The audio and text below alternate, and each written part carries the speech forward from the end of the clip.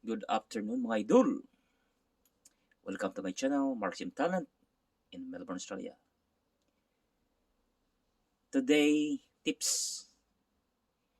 Mahal na ngayon mga bilihin. Yung mga vegetables. Mahilig tayo sa vegetables. So, kailangan natin magtanim. No? Katulad ng kamote. Kamote here in Melbourne is so expensive. $2.50 per bunch, yung maliit na bunch. At minsan umabot ng $4.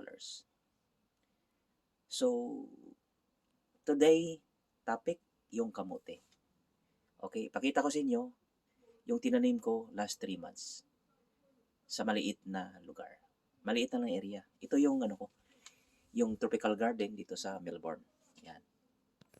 So again, ito yung kunting garden natin at ito yung kamuti, no, sa maliit na lugar. Na lugar ko tinanim. Yan na siya, oh. Yan. Dami na siya. Yan mga idol.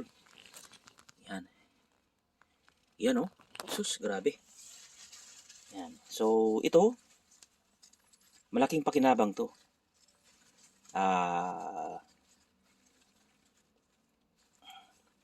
Kamuti steam.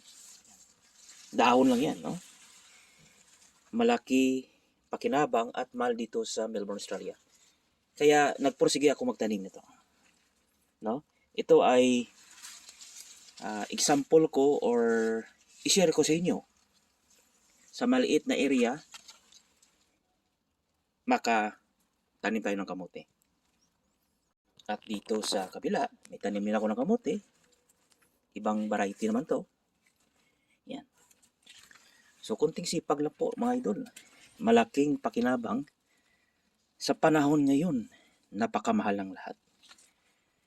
No? At least, meron tayong makuha sa backyard, no? Kunting sipag lang po mga idol, no? Yan. Walang mawala sa atin.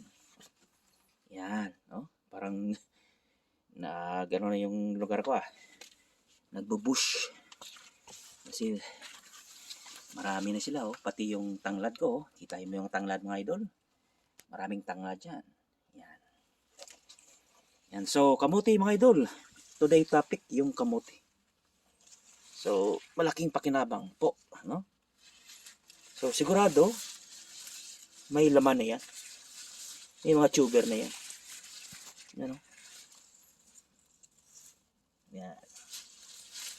Yan po mga idol, tips. Yan. Kamuti. Malaking pakinabang. Yan. Maliit lang yan, idol. Yan. Sa ilalim na yan ng sagingan at kalamansi. Yan. Yan.